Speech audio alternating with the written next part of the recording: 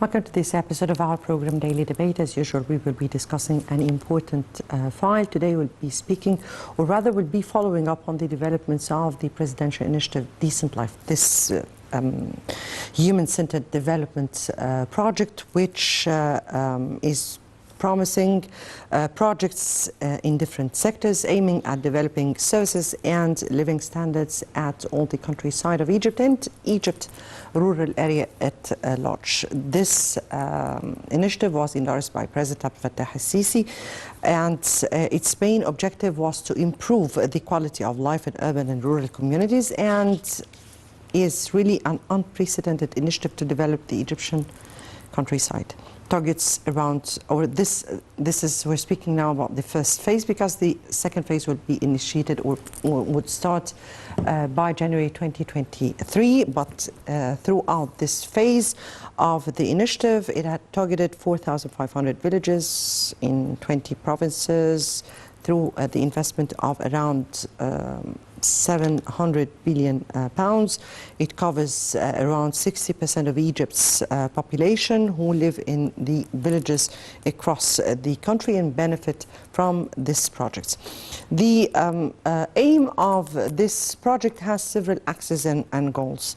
We're speaking here about comprehensive development of all interventions required, from infrastructure, health, housing, name it, from every aspect. We're also speaking about developing units, youth centers, promoting or empowering women and youth at large, and finding job opportunities for them, or training them to be able to fulfill the required calibers needed for the labor market, plus initiating also some of the projects for entrepreneurs and startups. This initiative is very huge. It has been very much praised by the United Nations and is very much looked for from the whole world. Tonight we'll be speaking about the developments of this initiative so far, what has been achieved, what we aspire for, and what is or could be a kind of unconventional ideas that would contribute to this huge project. We'll be speaking about that with our guest, Dr. Mohamed Roshdi, economic and banking expert and lecturer at the Cairo University. Thank you so much for being with us. Thank you so much. First of all, I would like to say good evening for you and our audience for this kind invitation. Thank you. Thank you so much. And let me here see how you view this national project for the development of all the rural and urban communities in Egypt. Actually, I would like to start with a famous quote for one of the famous strategic planning, which is called Henry Mintzberg. It is easy to plan, but it is difficult to implement. Actually, in a lot of developing countries, they have a lot of great plans, but the main challenge, which is how to implement it. Egypt is working and the presidential leadership in a strategic vision. Mainly we are focusing, and the government are focusing on the GDP structure, to reshape our GDP structure. In terms of, we have three main things in the GDP structure, which is the agriculture, the industry, and the service.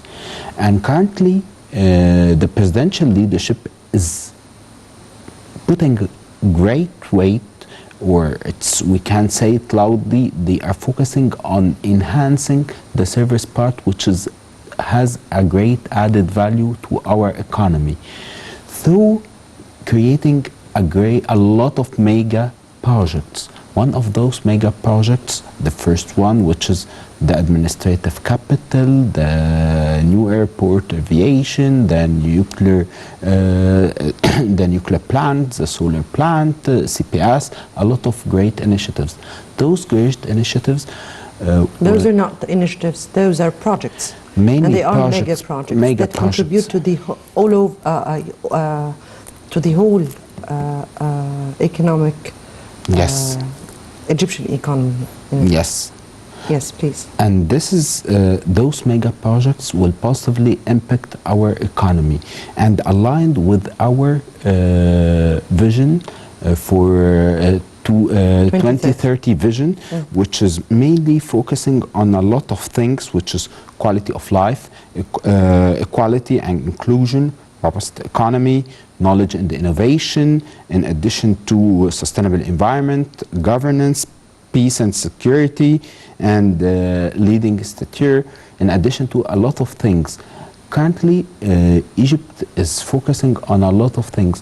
What I would like to take you and our audience through our journey to answer mainly two questions, which is where we are now and where we want to go actually. No, actually, today, I'm not discussing the whole economy, but rather I am just focusing on this presidential initiative, Decent Life.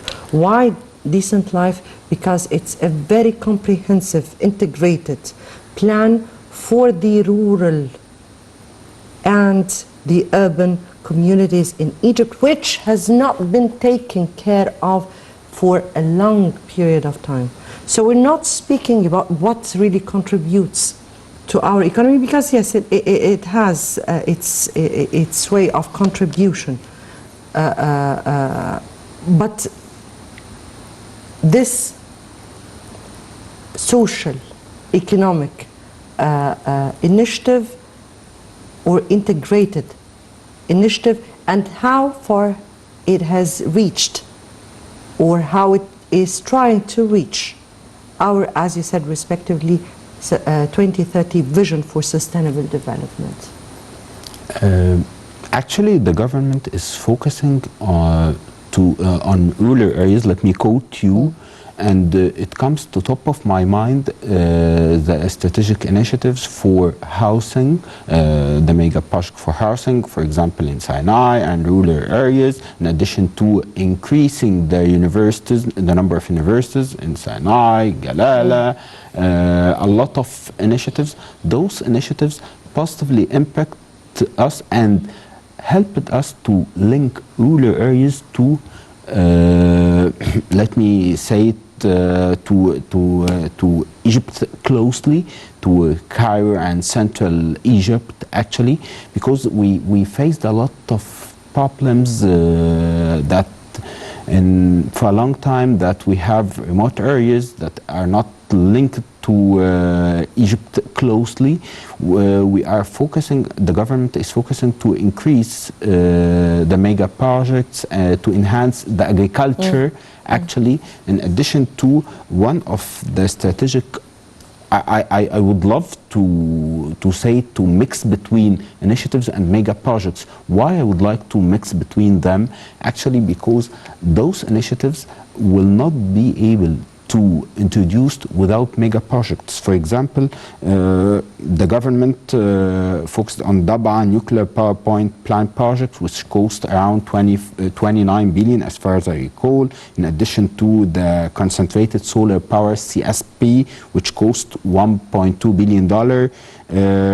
Middle East, we created actually the Middle East largest private medical city.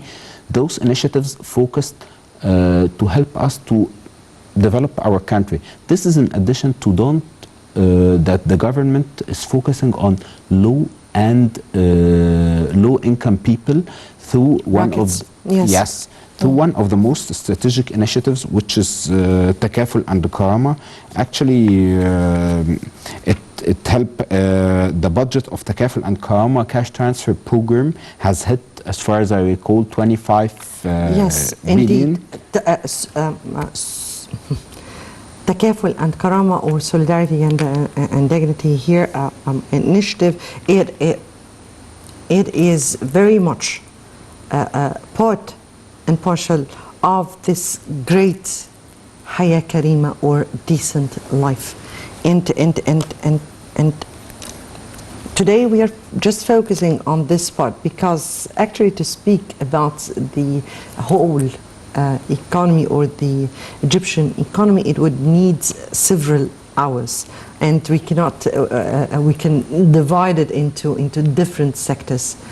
This is why we're taking today the social aspect, a social aspect that can really contribute to the economy in a way or another. For an instant, the transformation of the Egyptian countryside into a functioning areas with good housing services for people, and how would that alleviate their standard of living and help them train to be real contributors to their societies? How do you view that?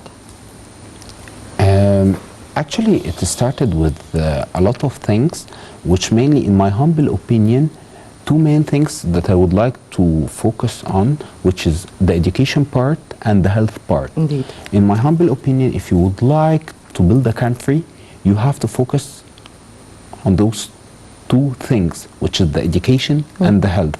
And actually, as far as I recall, the government increased the education budget like more than 30–40%, something like that, and in addition to the health budget, in addition to there's a strategic project that the presidential leadership is focusing on to have the national health care system. Those things will help us to do a lot of things. If you would like to invest in a country, you have to invest in people, actually. Egypt and the African countries, they are calling them the youth countries, actually, because the majority of people in our country, they are youth. For that reason, we are focusing on those people.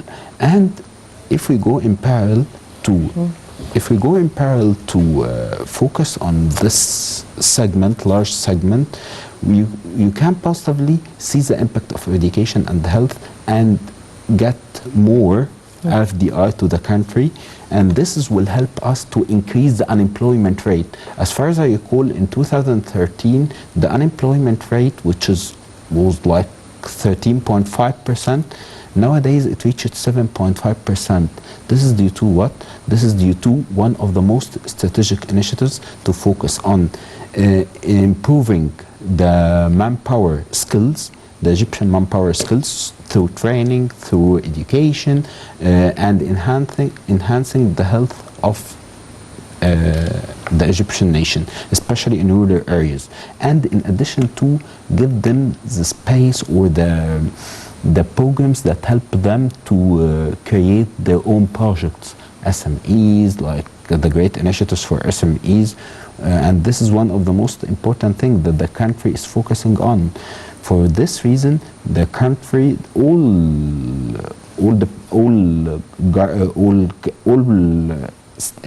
people in the country are focusing on these initiatives. CBE, Central Bank of Egypt, Ministry of Finance, a lot of ministers are focusing on it. One of the most strategic initiatives that the government, despite the fact there's a global increase in interest rate, in lending, actually, especially in lending part, the CBE, Central Bank of Egypt, initiated the initiative for SMEs to lend with low interest rate. Why this initiative is initiated? To help people to continue and develop, to continue their business and develop in our country. We're speaking here about this new initiative of IBDA, right? Or start? IBDA, it's a different initiative, but I'm talking, those are collaborating together, but one of the most... Or you mean before that the Central Bank of Egypt, or rather the Egyptian leadership has allocated 100 million pounds for SMEs so as to help the startups and entrepreneurs? This is one of the initiatives, which is that they allocated, let me quote you, the 100 billion pound, in addition to one of the most strategic initiatives that they decreased, the Central Bank of Egypt decreased the interest rate for SMEs to be 5 and 8%, despite the fact that nowadays the corridor rate or lending rate is increased couple of days ago, as far as I recall, by 2% actually. In addition to what's happening nowadays, the foreign currency rate and a lot of things. Despite this fact, let me simplify it to our audience. In case there is an increase in interest rate, what's customer behavior, what's consumer behavior, what's the nation behavior? The lending is shrinking, and accordingly, the developing in a country and the projects for household segments is decreasing, and the pace of the economic development is decreasing also. But this is a fact that we have to cope with the global environment, which is... let me here say that it's vis-a-vis. So a hike in interest rates would shrink the economy. Okay, please go ahead. In this case, what's happening globally? There's a shrinking, as you said, in lending appetite, in projects, in household appetite to create projects. The entrepreneur base is decreasing. To cope with what is happening globally, and the government and the presidential leadership vision to develop in our country and increase the pace of economic development, the CBE created initiative which to lend with interest rate, lower interest rate, 5 to 8%. This is in addition to make it obligatory for each bank to lend like 20% of its deposit base for entrepreneurs, for entrepreneurs, for small and medium enterprises, to help in developing the economy. And this is positively lead to a lot of things. As far as I recall, in Q1 2000 and the first Q in 2022, before the Ukrainian-Russian war, Egypt reached to the highest GDP growth, which reached, as far as I recall, 5.3 or 5. If we took first Q, it reached to 9.8%.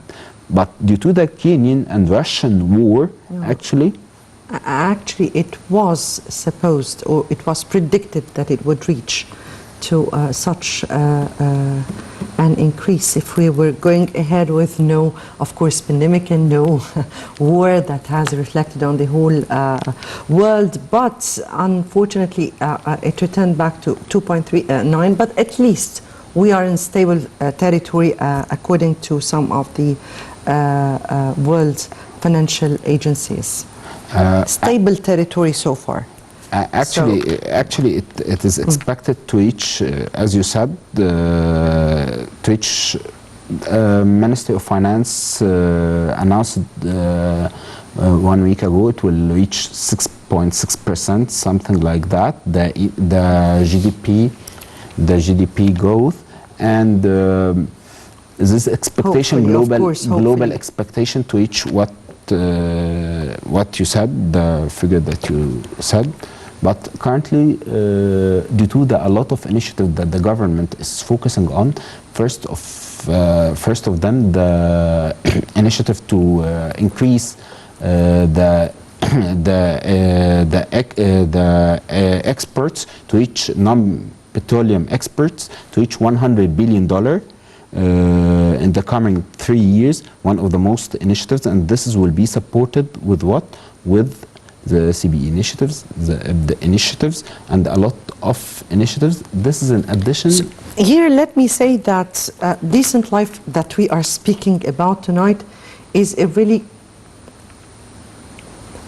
a kind of support for people who are definitely. It was first launched for people in order to be able to elevate the standard of living. But then it became also a supporter to people in order to be able to endure some of the heavy troubles due to the global circumstances or due to the global crises, which is reflecting hardly on our economy and on the world economy, if we can say that. And from that perspective, I guess what you're saying here about the mega projects that could help contributing to the country is not less at all than what here the Decent Life Initiative is trying to do, of helping out small business entrepreneurs, startups, to start their own business, so they can really contribute and in a way or another attract the informal sector into the formal sector through a kind of initiatives like Decent Life. Before we continue on with our discussion, let's have this report. And as I said at the very beginning, Egypt to launch Decent Life Initiative in Africa during the COP27, according to our foreign minister. Let's watch. Foreign Minister Sameh Shoukry said that Egypt will launch initiatives on food security, agriculture and energy, along with a Decent Life initiative in Africa during the 27th UN Climate Change Conference, the COP27, which is due to be held in Sharm el-Sheikh in November. Shoukry, the president-designate of the COP27, articulated the central importance of the COP27, calling for pulling the conference out of the ongoing context of strong political and economic polarization and the dynamics of politicization and contestation. The top diplomat said that COP27 will be held amidst a global context of strong geopolitical and geo-economic tension and polarization that we hope will not make it more difficult to tackle common global challenges, notably climate change. He stressed the need to spare this milestone session of the conference the ongoing international conflicts, disputes and contestations, because any failure to address the climate change challenges or any backtracking on climate pledges will get the world to a point of no return, beyond which extremely dangerous climate change impacts can become unavoidable. He noted that all these parties should honor their shared responsibilities and focus on this existential issue facing humanity at large, which is climate change.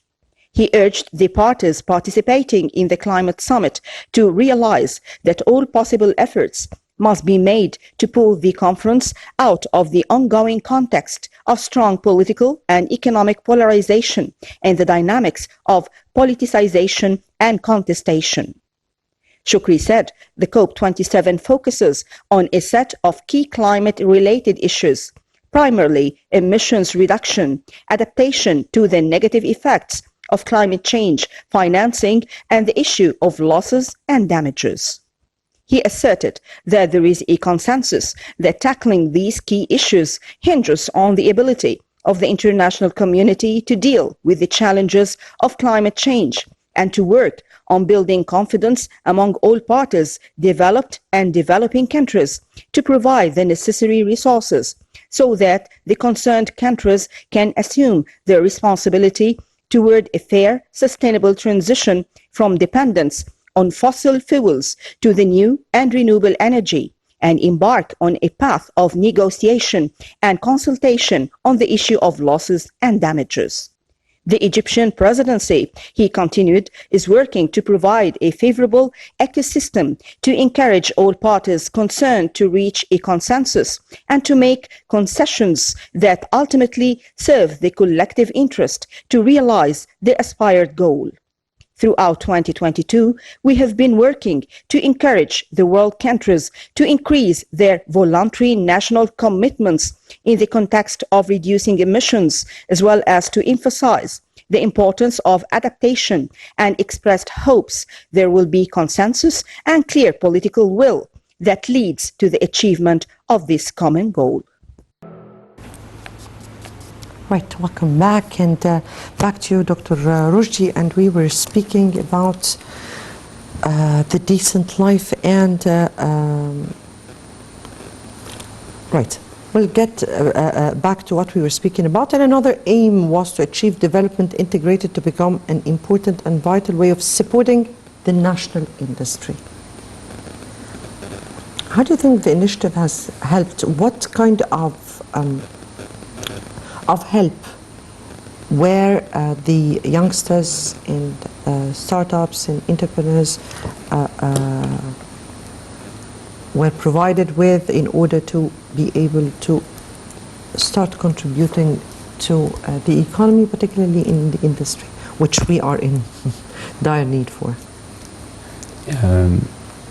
Actually, you're talking about a crucial thing. How can, correct me if I'm wrong, you're focusing on how can youngsters or youth can contribute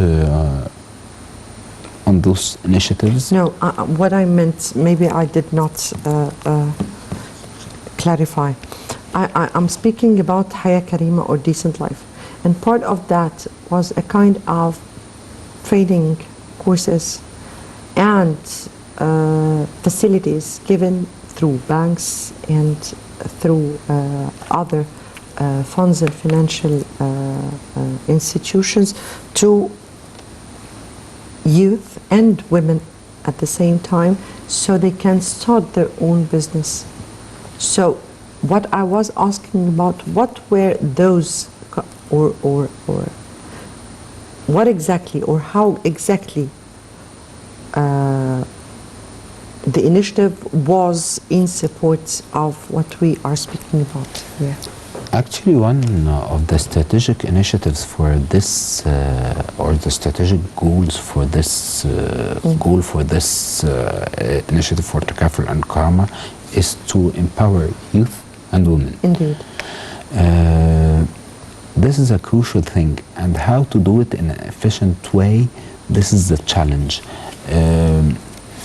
And as let me quote you, the majority of our economy is informal economy, and part of those initiatives to empower youth and women to convert the informal economy to be part of the formal economy. And this is how can we do it, through focusing on giving what we are calling it microfinance for the youth and women. Microfinance for youth, if you would like microfinance and microinsurance, a lot of initiatives targeting those segments actually. If you would like to build a solid economy, you have to diversify. As they are calling it, ABC investment, you have to diversify. Let me simplify it to you and our audience. If we have like two companies, they are the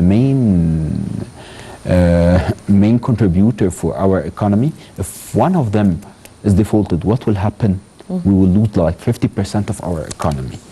But if we have a lot of companies, what will happen? Small and medium companies, what will happen? Nothing. It will make a difference. It will not make a difference if one is defaulted. A new one will be entered to the market, and it will be automatically what they are calling it, the organic replacement. Okay, something like that. For that reason, the government is focusing to empower youth and empower women through financing them, what we are calling it microfinance, and with those entrepreneurs, let me say that they are entrepreneurs, will contribute positively to enhance our GDP growth. How this? Through creating their own business, and they will enhance will decrease the unemployment rate. They will create a lot of jobs for people, especially in the rural areas, actually, and this positively will impact us and will positively enhance our economy. And this is what was happened in a lot of developing countries.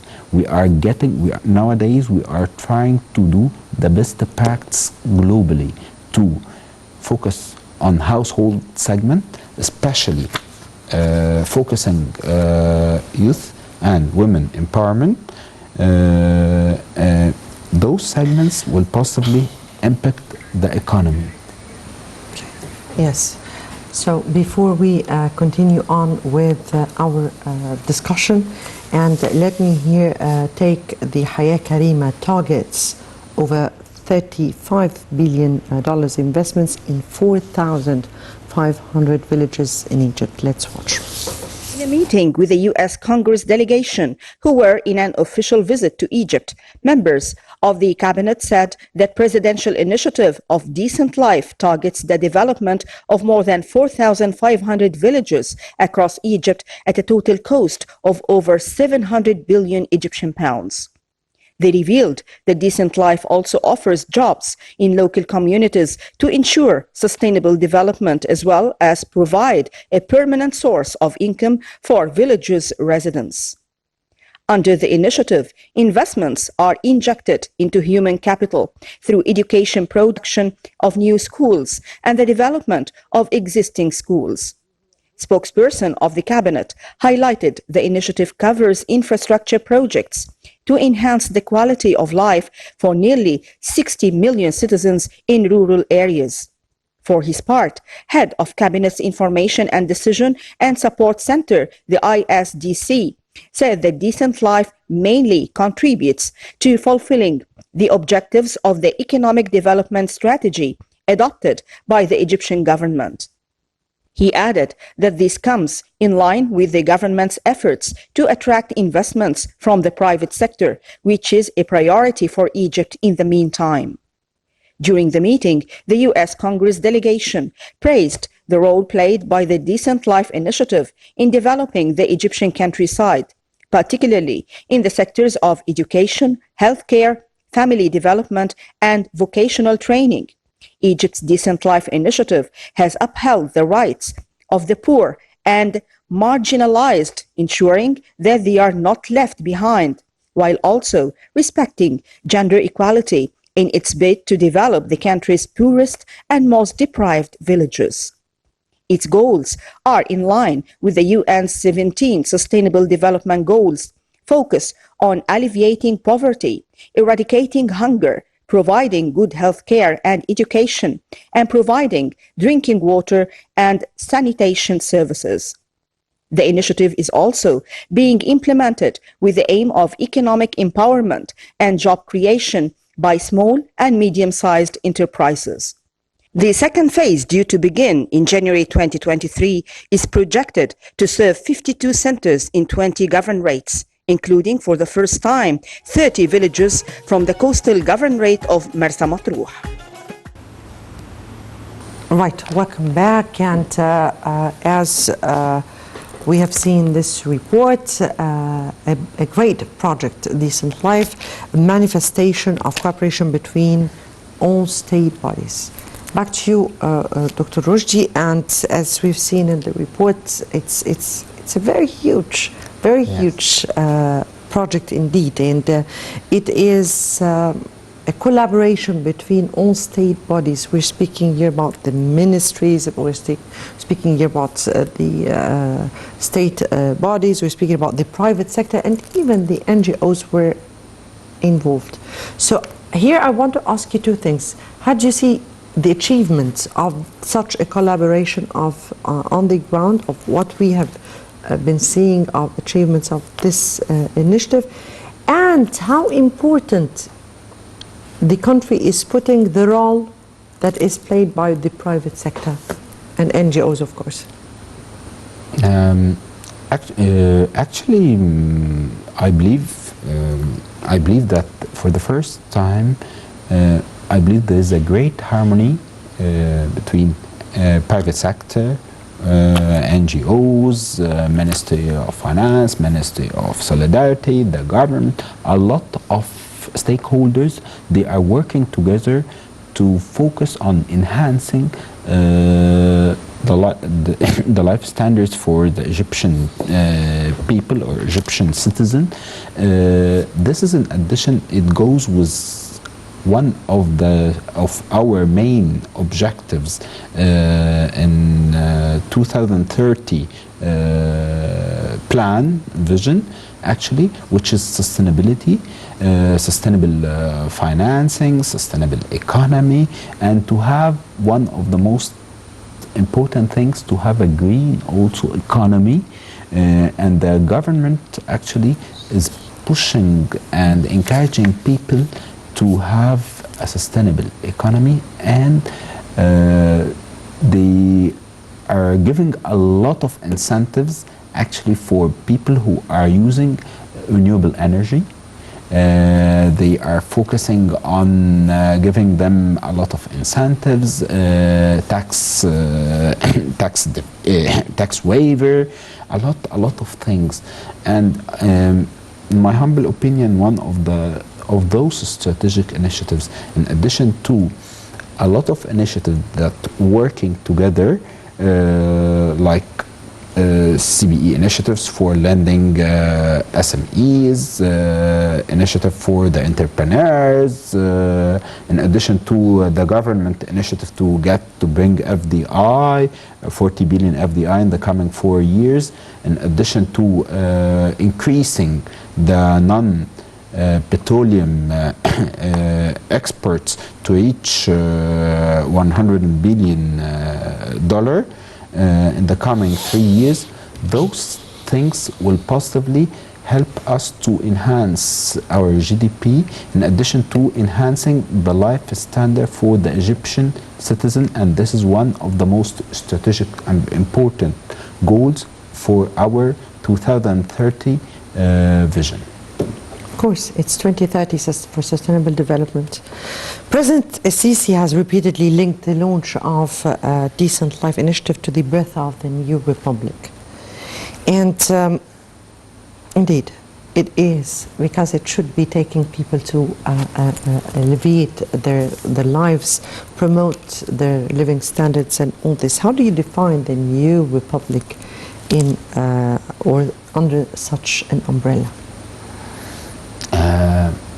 Actually, New Republic in such an touch umbrella is it will be different in terms of the quality of living standards, the quality of education, the quality of health, and those things will positively impact our New Republic and help us that Egypt in the coming years will be one of the most important and strategic countries in terms of bringing FDI and leading the developing countries, hopefully.